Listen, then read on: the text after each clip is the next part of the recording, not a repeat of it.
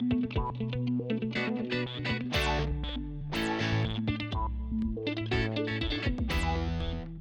2014, if you were looking for a rapid 4-door luxury sports sedan that would accelerate from 0 to 100 k's in the low 5 seconds, you'd be looking for something turbocharged or supercharged, or even a high-spec V8. What about using hybrid technology for performance?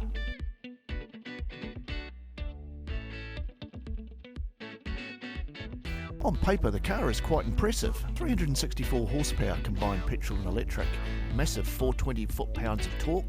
That's more power than the equivalent BMW, Mercedes or Audi deliver. 0 to 100 k's in 5.1 seconds and 13.4 seconds quarter mile. The electric motor is mounted on the back of the engine and it utilises 2 clutches to transmit power to the back wheels via a 7-speed automatic transmission. It is one clever piece of kit. But enough of the guff, and more importantly, what is it like to drive and how does it make you feel? Let's go find out.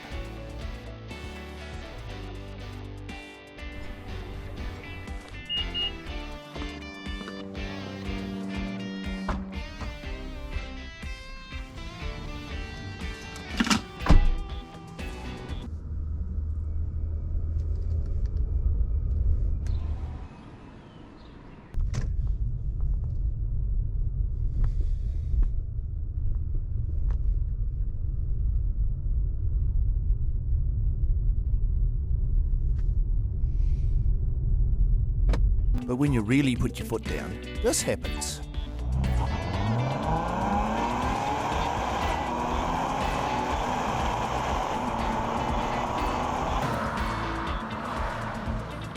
With both petrol and electric engines working together, the combination is astonishing.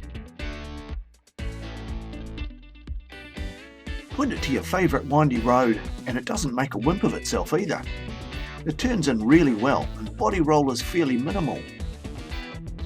Due to the transition from regenerative braking to physical braking, I found the brakes really powerful, but a little hard to get used to at first.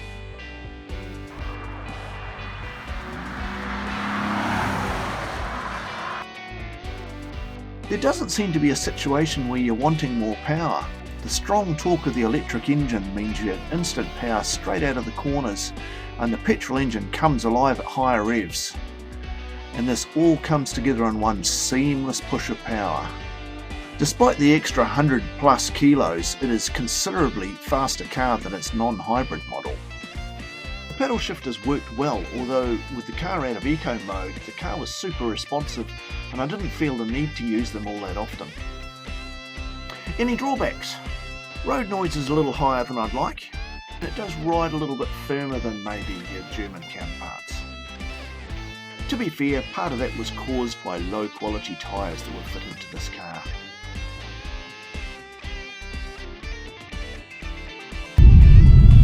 Yeah, other interesting pieces of kit with this car, it's got a hell of a lot of technology. Like for instance, you actually got what they call fly-by-wire with the steering, which basically means the steering's not really connected to your wheels at all. And there's been lots of mixed reviews on this. Yeah, so some people have said, you know, it's absolutely fantastic because the beauty of it being electric as well means that it's super adjustable, so you can have, you know, nice comfortable kind of stuff around town. You can put it into sport.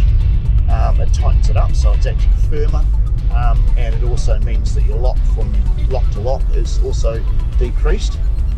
So it's actually quite a clever piece of kit. And others have sort of said, oh, it's very dead and so on and so forth. But just because it's fly-by-wire doesn't mean it feels like this.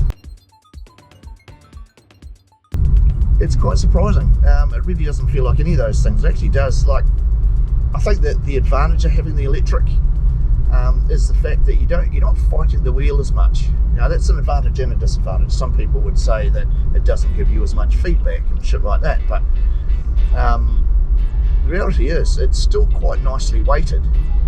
And I think when you're going over really rough undulations and stuff, where a normal car with normal steering might tend to follow that and move around a little bit, it will it tracks really straight and true, which is actually quite nice. But I actually like this because I find like my M series, is quite squirmy. You get over a real rough area and you do feel it moving a little bit, whereas this, as I say, you go over anything, even if the right wheel hits an undulation or a dip in the road, it just runs straight, and it doesn't pull on the steering. There's none of that unnerving kind of fight with the steering wheel. It's actually rather good. I actually quite like it.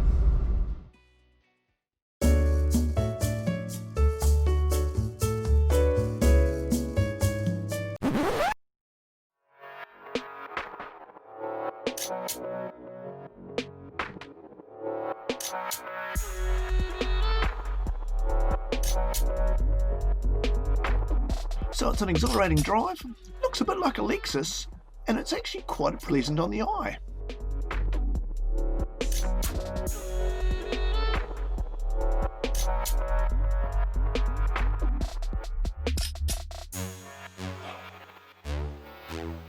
The interior of the car had quite a sophisticated feel to it. Nice appointments, the seats are comfortable and really supportive, quite a nice touch. The car came with two LCD screens which you can operate as a touch screen or with the BMW iDrive type control.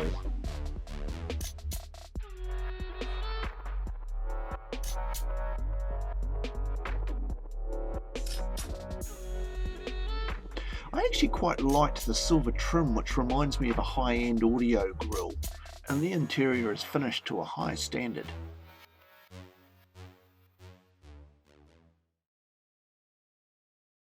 So the 2014 Nissan Skyline.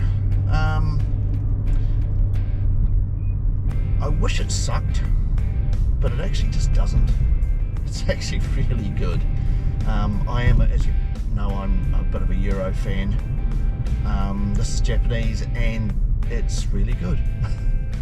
It is. It ears more towards the side of performance, which I think, being a biased performance car freak, that just is thumbs up for me.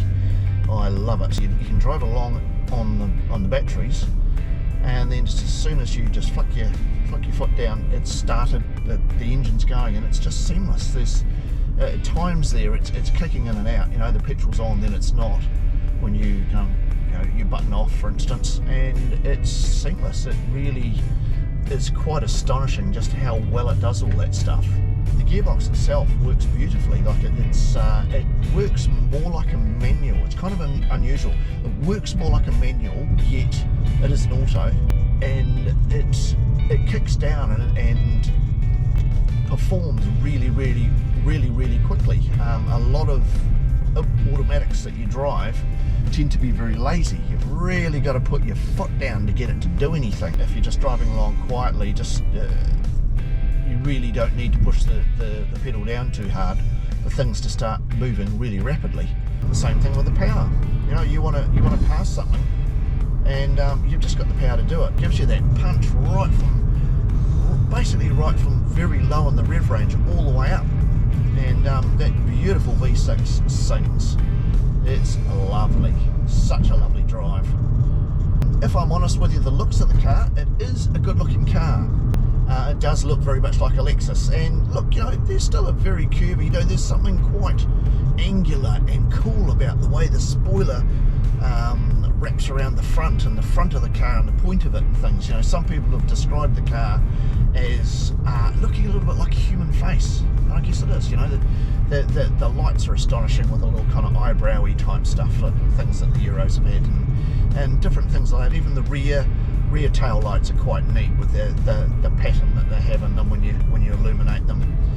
But all in all, the car is one clever piece of kit. It'll probably last a very long time. It's astonishingly good.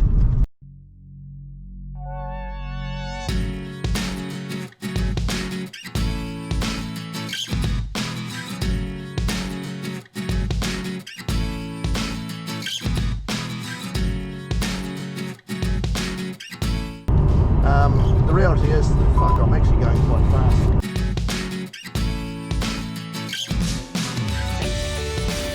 This fucking road is noisy, isn't it? That's where I think you go. There's a bit more light. Maybe. Yeah.